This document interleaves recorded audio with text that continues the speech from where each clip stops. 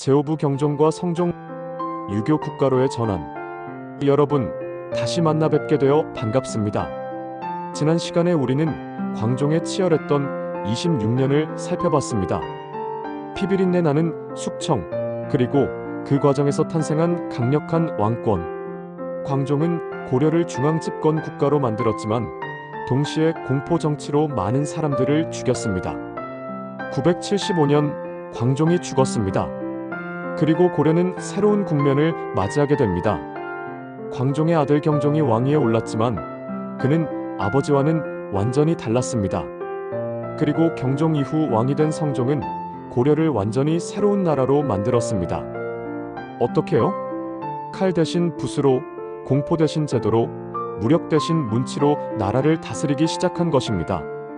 여기서 한 가지 흥미로운 사실이 있습니다. 고려가 유교 국가로 변모하는 데 결정적인 역할을 한 사람은 왕이 아니었습니다. 최승로라는 한 유학자였습니다. 오늘 우리는 광종 이후 고려가 어떻게 변화했는지 그 극적인 전환의 순간을 들여다보겠습니다. 일막경종, 아버지의 그늘. 975년 25의 젊은 왕. 975년 7월 광종이 죽자 그의 장남이 왕위에 올랐습니다. 왕주, 이 사람이 바로 경종입니다. 당시 경종의 나이는 25이었습니다. 경종의 어머니는 대모광후로 황주 지역 호족의 딸이었습니다. 경종은 광종의 장남으로서 어릴 때부터 태자 교육을 받았습니다. 하지만 그에게는 큰 짐이 있었습니다. 바로 아버지 광종의 유산이었습니다. 광종은 수많은 사람을 죽였습니다. 경종은 그 현장을 모두 지켜봤습니다. 어린 시절부터 아버지가 신하들을 의심하고 죽이는 것을 보며 자랐습니다. 경종의 심리를 한번 추측해 보겠습니다. 나는 아버지처럼 되고 싶지 않다. 경종은 아마도 이렇게 생각했을 것입니다. 경종의 성격. 당시 기록을 보면 경종은 매우 온화하고 자비로운 성격이었다고 합니다. 광종과는 정반대였죠. 경종은 즉위하자마자 여러 가지 조치를 취했습니다. 첫째, 사면령이었습니다. 광종 시절 죄를 지어 유배된 사람들 중 일부를 풀어줬습니다. 아버지 시절의 잘못을 바로잡겠다. 이런 의도였습니다. 둘째, 전시과 제도 개선이었습니다. 전시과는 관리들에게 토지를 나눠주는 제도인데 광종 때 만들어졌습니다. 경종은 이 제도를 더 체계화하고 공정하게 운영하려고 했습니다. 셋째, 불교 진흥이었습니다. 경종은 독실한 불교 신자였습니다. 아버지 광종도 불교를 중시했지만 경종은 더욱 적극적이었습니다. 전국 각지에 절을 세우고 승려들을 우대했습니다. 건강 문제. 하지만 경종에게는 큰 문제가 있었습니다. 건강이 좋지 않았던 것입니다. 당시 기록을 보면 경종이 병약했다는 내용이 자주 나옵니다. 어떤 병이었는지 정확히 알 수는 없지만 아마도 어릴 때부터 허약 체질이었던 것 같습니다. 경종은 왕위에 오른 지 불과 6개월 만에 병석에 누웠습니다. 976년 초 경종은 심각한 상태가 되었습니다. 신하들이 걱정했습니다. 전하, 후계자를 정하셔야 합니다. 경종에게는 아들이 없었습니다. 그래서 경종은 동생을 후계자로 지목했습니다. 왕치, 나중에 성종이 되는 인물이었습니다. 981년 경종의 죽음. 경종은 재위 6년 만인 981년에 세상을 떠났습니다. 향년 불과 31살이었습니다. 경종의 재위 기간은 짧았지만 그는 중요한 역할을 했습니다. 광종의 공포 정치를 끝내고 온화한 정치로 전환한 것입니다. 경종이 죽자 그의 동생 왕치가 즉위했습니다. 이 사람이 바로 성종입니다. 이막 성종의 등장과 최승로. 981년 11살의 왕. 981년 왕치가 왕위에 올랐습니다. 당시 그의 나이는 겨우 11살이었습니다. 너무 어린 나이였습니다. 그래서 처음에는 왕대비, 즉 경종의 어머니가 섭정을 했습니다.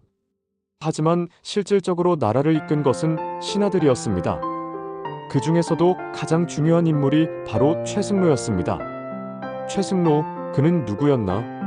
최승로는 927년에 태어났습니다. 그의 집안은 경주 지역의 유력 가문이었지만 왕족이나 대호족은 아니었습니다. 최승로는 어릴 때부터 학문을 좋아했습니다. 유교 경전을 읽고 중국의 역사서를 공부했습니다. 광종 때 실시된 과거에 합격해 관리가 되었습니다. 다시 말해 최승로는 과거제를 통해 출세한 첫 세대였습니다. 그는 광종, 경종, 성종 세 왕을 모두 섬겼습니다.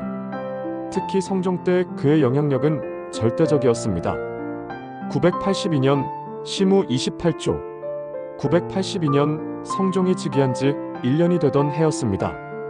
성종은 신하들에게 물었습니다. 이 나라를 어떻게 다스려야 하겠는가? 각자 의견을 올려라. 여러 신하들이 상소를 올렸습니다. 하지만 가장 주목받은 것은 최승로의 상소였습니다. 바로 시무 28조입니다. 이것은 28가지 항목으로 나뉜 국가개혁안이었습니다. 최승로는 이 문서에서 고려의 모든 문제점을 지적하고 해결책을 제시했습니다. 제가 그중 중요한 내용 몇 가지를 소개해 드리겠습니다. 제1조 태조왕건의 법을 따를 것. 태조께서 나라를 세우실 때의 정신으로 돌아가야 합니다. 최승로는 왕건을 존경했습니다. 왕건의 포용과 관대함을 본받아야 한다고 생각했죠. 제2조 광종의 과오를 반성할 것. 광종께서는 많은 개혁을 하셨으나 지나친 숙청으로 백성들을 불안하게 했습니다. 최승로는 광종을 비판했습니다. 당시로서는 매우 대담한 행동이었습니다. 제8조 불교를 절제할 것. 불교는 존중하되 지나치게 의존해서는 안 됩니다. 국가 재정에 부담이 됩니다. 최승로는 불교가 너무 번성하면 나라가 약해진다고 경고했습니다. 제12조 유교를 진흥할 것. 유교의 가르침으로 백성을 교화하고 유학자를 우대해야 합니다. 최승로는 유교 국가를 만들고 싶었습니다. 제15조 과거제를 더욱 강화할 것. 시험을 통해 인재를 선발하는 것이 가장 공정한 방법입니다. 제22조 지방 행정을 정비할 것. 지방의 관리를 파견하고 백성들을 직접 다스려야 합니다. 이 28가지 항목을 읽어보면 최승로가 얼마나 체계적으로 생각했는지 알 수 있습니다. 그는 단순히 비판만 한 것이 아니라 구체적인 해결책을 제시했습니다. 성종은 최승로의 상소를 읽고 감동했습니다. 과연 훌륭한 조언이다. 이대로 시행하라. 최승로의 개혁 시작. 982년부터 최승로의 개혁이 본격화되었습니다. 첫째, 유교 교육 강화였습니다. 성종은 개경에 국자감을 설립했습니다. 국자감은 국립대학 같은 곳으로 유교 경전을 가르치는 기관이었습니다. 귀족과 평민의 자제들이 이곳에서 공부했습니다. 둘째, 지방행정 정비였습니다. 성종은 전국을 12목으로 나누고 각 목의 지방관을 파견했습니다. 이전에는 호족들이 지방을 다스렸지만 이제는 중앙에서 파견한 관리가 다스리게 된 것입니다. 셋째, 법전 정비였습니다. 성종은 율령을 정비하고 법을 체계화했습니다. 법은 명확해야 하고 모든 사람에게 공평하게 적용되어야 한다. 넷째, 불교 절제였습니다. 성종은 새로운 절을 함부로 짓지 못하게 했고 승려의 수도 제한했습니다.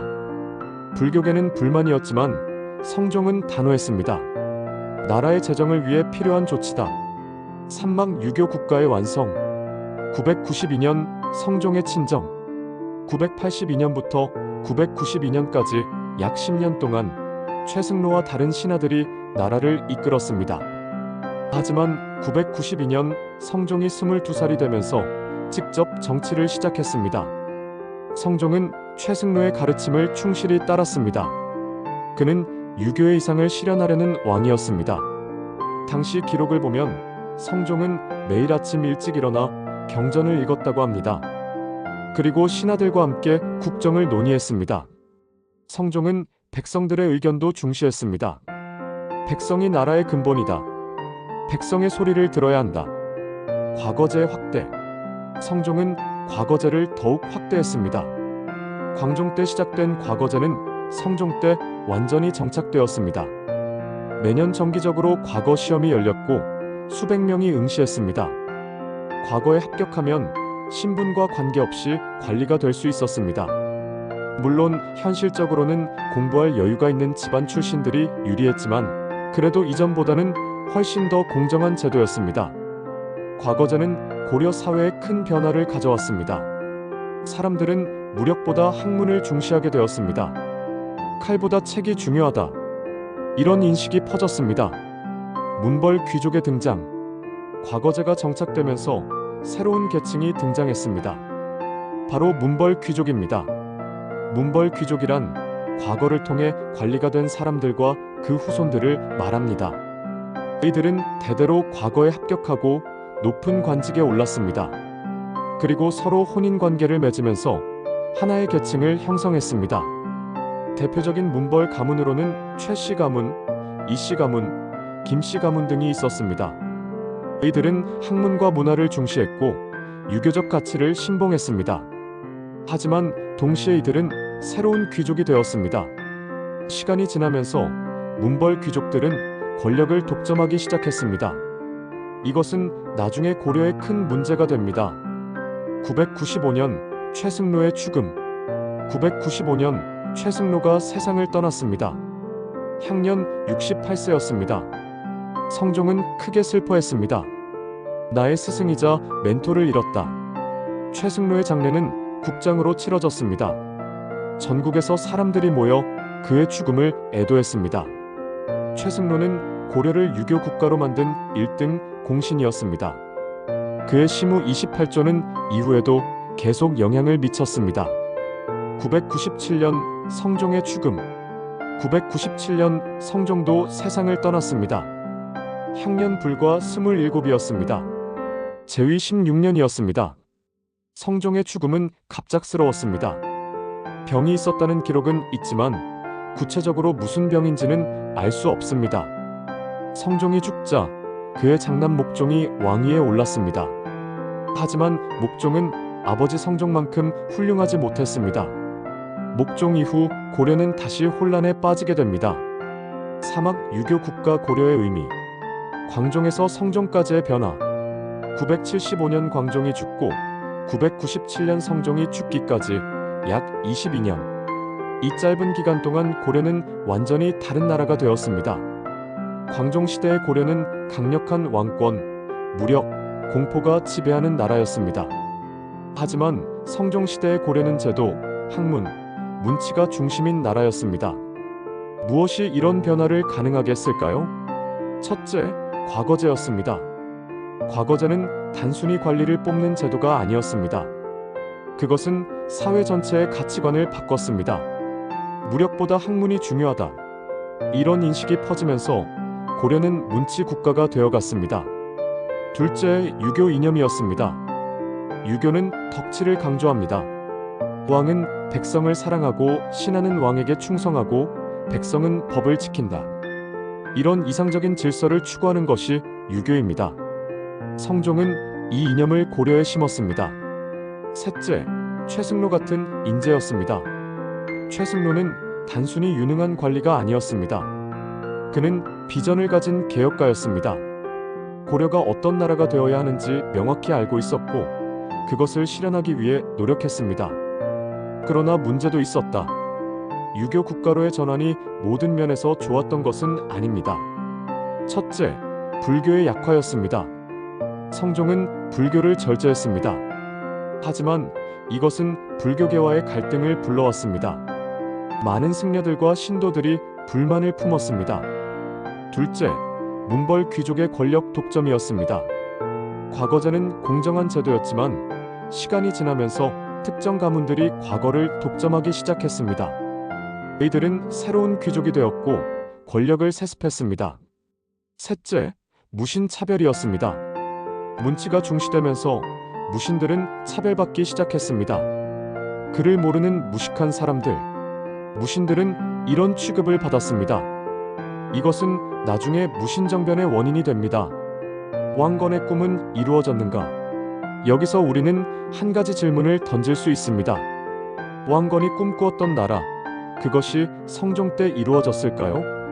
왕건은 훈요 10조에서 이렇게 말했습니다. 불교를 숭상하되 지나치지 말 것. 백성을 사랑할 것, 중국의 제도를 배우되 우리 것을 버리지 말 것. 성종은 이 가르침을 상당 부분 실현했습니다. 불교를 절제했고 백성을 위한 정치를 폈고 중국의 제도를 받아들이되 고려의 독자성도 유지했습니다. 하지만 왕건이 꿈꾸었던 포용의 정치는 완전히 이루어지지 않았습니다. 성종 시대에도 여전히 권력 다툼이 있었고 차별이 있었습니다. 완벽한 나라는 없습니다. 하지만 왕건이 세운 고려는 성종 시대에 이르러 하나의 완성된 형태를 갖추었습니다. 오늘 우리는 경종과 성종 시대, 고려가 유교 국가로 변모하는 과정을 살펴봤습니다. 광종의 칼이 사라지고 최승로의 붓이 나라를 다스리기 시작했습니다. 이것은 단순한 정책 변화가 아니었습니다. 고려 사회 전체의 가치관이 바뀐 것이었습니다. 다음 시간에는 고려의 가장 큰 시련 중 하나를 다루겠습니다. 바로 거란의 침입입니다. 993년부터 1019년까지 세 차례에 걸친 거란의 침입, 서희의 단판, 강감찬의 귀주대첩, 고려가 어떻게 이 위기를 극복했는지 다음 편에서 자세히 들여다보겠습니다. 오늘 이야기 여기까지입니다. 함께 들어주셔서 고맙습니다.